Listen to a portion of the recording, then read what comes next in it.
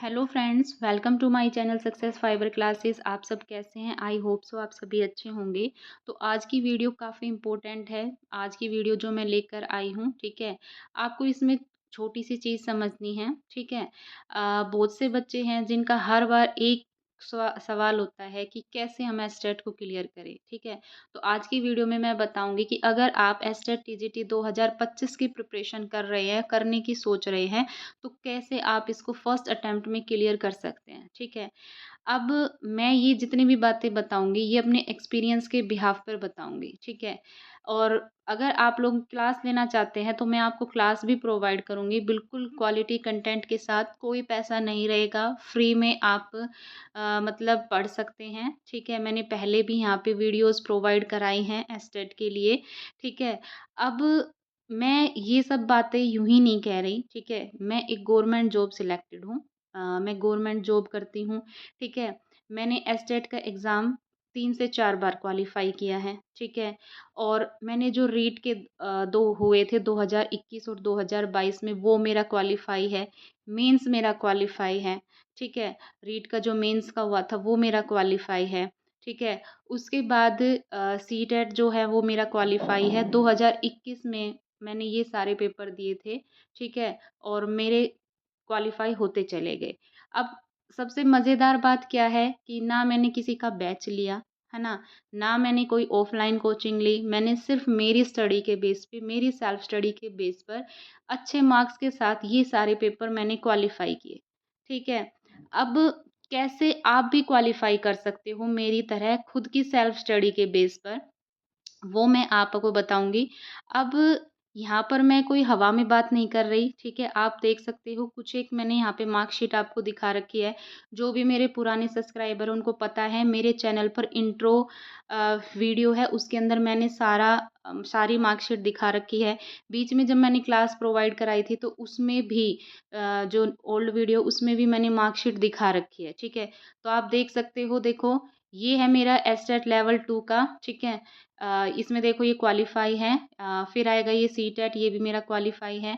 उसके बाद फिर आएगा मेरा रीट का, देखो 2022 का, ये भी मेरा क्वालीफ़ाई है, अच्छे मार्क्स के साथ क्वालीफ़ाई है। फिर ये है 2022 का, तो ये सारी मार्कशीट है, ठीक है। तो अब आपको मैं ये बताऊँगी कि पहले कि आपको इसमें करना क्या है, भई कैसे आपको इस एग्ज़ाम की तैयारी करनी है, ठीक है।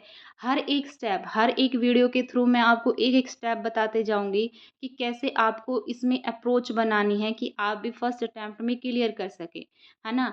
क्योंकि भई ये नहीं है कि हर बार आपने अब तैयारी की, है ना? 1 नंबर से रह गए, आप फिर तैयारी कर रहे हो, तो बार-बार देखो ये टाइम वेस्ट वाली बात है। एक बार पढ़ो, अच्छे से पढ़ो, ठीक है? ऑथेंटिक चीज़ के साथ पढ़ो, अच्छे कंटेंट के साथ पढ़ोगे तो आपका एस्टेट एग्ज़ाम 100% क्लियर होगा, ठीक है? बिल्कुल 100% आपका एग्ज़ाम क्वालीफ़ाई होगा। मैं भी आपको क्लास प्रोवाइड कराऊँगी, ठीक है? अगर आप लोग कमेंट में डाल दीजिए जिसको क्लास क्लास लेनी है, भई जैसे मैंने अप्रोच लगाई थी उसी अप्रोच के साथ, तो आपका 100% क्लियर होगा। और सबसे मज़ेदार तो बात ये है कि मैंने अभी भी जो रिसेंट में एमसेट का पेपर हुआ था वो भी मैंने दिया था, है ना? तो उसमें भी मेरे जो मार्क्स हैं वो 10 मार्क्स हैं, ठीक है? और ये पेपर क्यों दिया? अब आप ये कहोगे कि मैम आपकी तो गवर्नमेंट जॉब लगी हुई है, फिर भी आप क्यों दे रहे हो? तो इसका भी आंसर मैं दूँगी, ठीक है? बाद में दूँगी कि क्यों मैंने इस बार का ये पेपर भी दिया था। तो सबसे पहले देखो जितने भी लोग मेरे से जुड़ेंगे, चाहे नए स्टूडेंट हो, जो जिनका एचटेट जो पहली बार क्लियर कर रहे हैं, तो एक बार आप पैटर्न समझो कि कैसे क्या होता है इसमें। देखो, एचटेट की अगर हम बात करें तो देखो टोटल मार्क्स का जो बात करें तो ये 150 मार्क्स का होता है, ठीक है? अब इसमें नेगेटिव मार्किंग होती है? नहीं होती, इसमें नेगेटिव मार्किंग नहीं होती, ठीक है? उसके बाद हम बात करते हैं, देखो ये जो पेपर होता है ना हमारा एस्टेट का, इसमें आपको ना 150 मिनट मिलती है और 150 ही क्वेश्चन होते हैं सोल्व करने के लिए। इसका मतलब क्या है कि 1 मिनट में 1 क्वेश्चन आपको सोल्व करना होता है, ठीक है? बात करते हैं कि इसका नोटिफ़िकेशन है वो कब तक आएगा? तो देखो नोटिफ़िकेशन है इसका, अभी बोल रहे हैं कि इसका एग्ज़ाम या तो नवंबर के लास्ट में होगा या दिसंबर के स्टार्टिंग में होगा।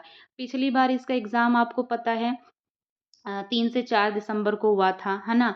तो मैं ये नहीं कहूँगी कि आप बिल्कुल दिसंबर के लास्ट तक लेके चलो, है ना?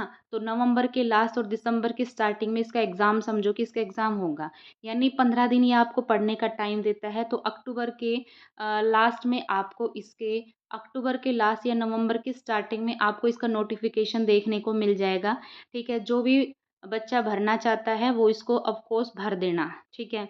अब चलिए बात करते हैं कि कैसे क्या होता है इसमें। देखो, जो एस्टेट का पेपर होता है ना हमारा, वो 2 पार्ट्स में डिवाइड होता है। एक होता है इसमें जनरल पार्ट और एक होता है इसमें सब्जेक्ट स्पेसिफिक पार्ट, ठीक है? अब जो जनरल पार्ट होता है वो फिर फर्दर डिवाइड होता है, ठीक है? फर्दर ये 5 सब्जेक्ट के अंदर डिवाइड होता है। कैसे डिवाइड होता है? इसमें हिंदी आती है जो कि 15 मार्क्स की आती है, इंग्लिश आती है जो कि 15 मार्क्स की आती है, यानी दोनों लैंग्वेज वाले पार्ट हमारे कितने आते हैं, 30 मार्क्स के, ठीक है। उसके बाद फिर हम बात करते हैं, इसमें सीडीपी आती है जिसको हम चाइल्ड डेवलपमेंट एंड पेडागोजी बोलते हैं, ये भी 30 मार्क्स की आती है। रीजनिंग जो होती है इसमें 10 मार्क्स की आती है, हरियाणा जीके इसमें 10 मार्क्स की आती है, और एक आता है मैथमेटिकल पार्ट जिसको हम बोलते हैं क्वांटिटेटिव एप्टीट्यूड, ये भी कितने आता है, 10 मार्क्स का। यानी टोटल ये तीनों पार्ट हमारे 30 नंबर के आते हैं। तो कितने हो गए, 30 की दोनों लैंग्वेज हो गई, 30 की सीडीपी हो गई और 30 की हमारे 3 सब्जेक्ट, यानी टोटल हमारा कितना हो गया, 90 मार्क्स। तो 90 मार्क्स का जनरल पार्ट यहाँ पर हो गया, ठीक है। उसके बाद बात करते हैं हम, दूसरा पार्ट होता है इसका सब्जेक्ट स्पेसिफिक पार्ट। अब जो सब्जेक्ट स्पेसिफिक पार्ट होता है ये होता है 60 मार्क्स का, ठीक है। अब बच्चे मात कहाँ खाते हैं, वो खाते हैं सब्जेक्ट के अंदर। क्यों? क्योंकि एस्टेट का आपको पता है सिलेबस गिवन है, लेकिन सिलेबस में से नहीं पूछता, चीज़ों को हल्का सा घुमा फिरा के पूछता है। तो आपको बिल्कुल एक स्मार्ट अप्रोच की यहाँ पर ज़रूरत है, ठीक है। अब देखो, मेरा जो सब्जेक्ट है वो मेरा साइंस है, मैंने साइंस से भी एस्टेट क्लियर कर रखा है और मेरा मैथ से भी एस्टेट क्वालिफाई है ना? क्योंकि मेरे पास पीसीएम था, तो आपको पता है जितने भी एस्पिरेंट हैं जो पीसीएम वाले हैं वो मैथ से भी दे सकते हैं टीजीटी का और साइंस से भी दे सकते हैं, मेरा दोनों से क्लियर है। अब मैं यहाँ पर जब भी तैयारी कराती हूँ एस्टेट की तो मैं करवाती हूँ साइंस से, ठीक है? तो साइंस से ही मैंने दिया दे रखा है, दोनों बार मेरा साइंस से क्वालिफाई है, ठीक है? अब इसमें क्या होता है, आपको क्या अप्रोच यहाँ पर होनी चाहिए, देखो, अब यहाँ पे जनरल पार्ट होता है, ना तो आप जनरल पार्ट को छोड़ सकते, ना ही आप यहाँ पे सब्जेक्ट को छोड़ सकते। दोनों ही अपने आप में रोल प्ले करते हैं, है ना? वही हो सकता है कि जनरल पार्ट के आपने क्वेश्चन अटेम्प्ट कर लिए सारे, लेकिन हो सकता है कि कुछ गलत हो, क्योंकि सीडीपी में क्या होता है, बच्चे अक्सर कन्फ्यूज़ होते हैं। और अब की बार तो आपको पता है जो हिंदी भी आई थी ना, हिंदी भी बिल्कुल ऐसी पूछी थी कि बच्चे हिंदी के अंदर ही पज़ल हो गए थे कि क्या करें, है ना? हिंदी के अंदर ही बच्चे पज़ल हो गए थे कि कैसे हम हिंदी को सोल्व करें, ठीक है? पीजीटी की तो हिंदी बहुत ही टफ़ आई थी, ठीक? तो इसमें क्या करना होता है आपको भई, आपको यहाँ पे जनरल पार्ट भी लेकर चलना पड़ता है और आपको सब्जेक्ट भी लेकर चलना पड़ता है ना? सब्जेक्ट की मेरी पुरानी वीडियो भी पड़ी है कि कैसे आप साइंस को टैकल कर सकते हैं। मैं फिर वीडियो लेकर आऊँगी कि आप कैसे साइंस की तैयारी कर सकते हैं। खुद की सेल्फ स्टडी के बेस पर इसको निकाल सकते हैं, ठीक है। अब देखो, एक वीडियो में मैं आपको बताऊँगी कि आपको यहाँ पे मतलब अ, किस-किस बुक्स की ज़रूरत होगी, है ना? वैसे तो अगर आप बोलोगे कि मैम हमें प्रोवाइड करा दो वीडियो, तो मैं आपको पक्का वीडियो प्रोवाइड कराऊँगी, ठीक है? ये मेरी गारंटी है और बिल्कुल ऐसा प्रोवाइड कराऊँगी कि आप जो सब्जेक्ट स्पेसिफिक भी, ठीक है? ऐसा प्रोवाइड कराऊँगी कि जो मतलब आएगा, जो एस्टेट के अंदर पूछा जाता है, जो टॉपिक्स इसके डैम फेवरेट होते हैं स्टेट के, ठीक है?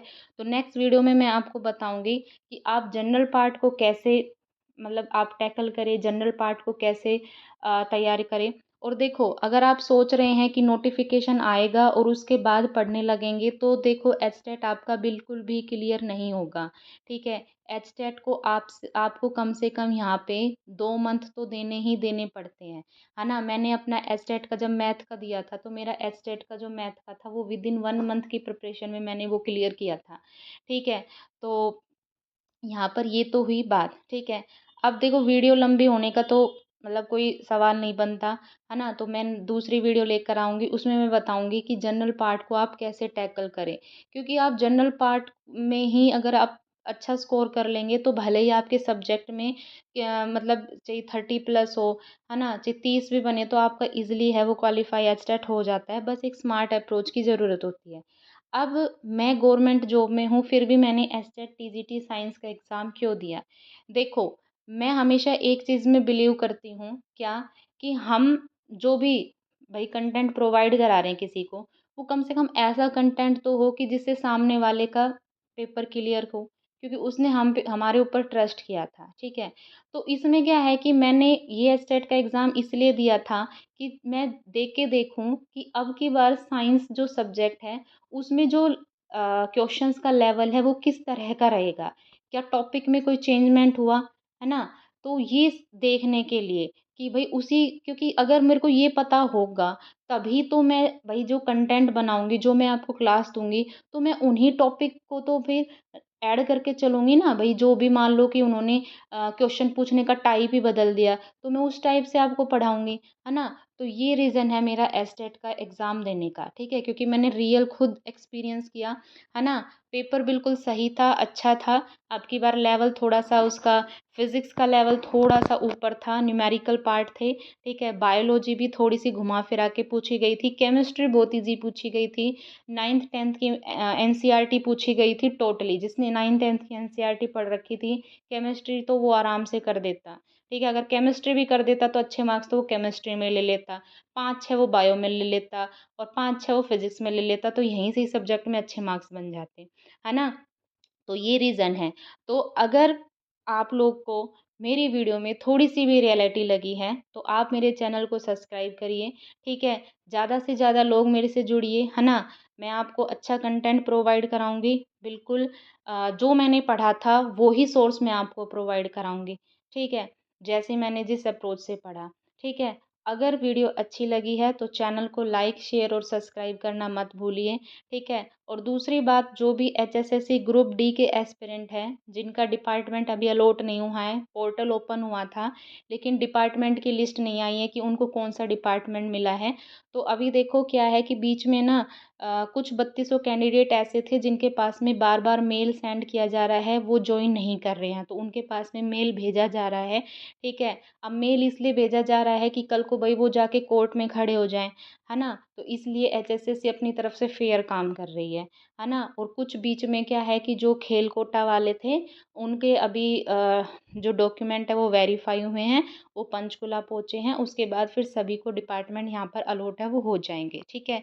तो अगर वीडियो अच्छी लगी तो चैनल को ज़्यादा से ज़्यादा लाइक, शेयर और सब्सक्राइब कीजिए। दूसरी वीडियो में मैं आपको बताऊँगी कि जनरल पार्ट को आपको कैसे पढ़ना है, तो मेरी वीडियो के लिए वेट कीजिएगा। कल तक आपको वो वीडियो मिल जाएगी और कल शाम तक आपको साइंस की स्ट्रैटेजी भी मिल जाएगी कि आपको साइंस को कैसे पढ़ना है, ठीक है? I hope so you like video very much. आपको वीडियो बहुत अच्छी लगी। सो चैनल को ज़्यादा से ज़्यादा लाइक, शेयर, सब्सक्राइब कीजिए। Thank you very much.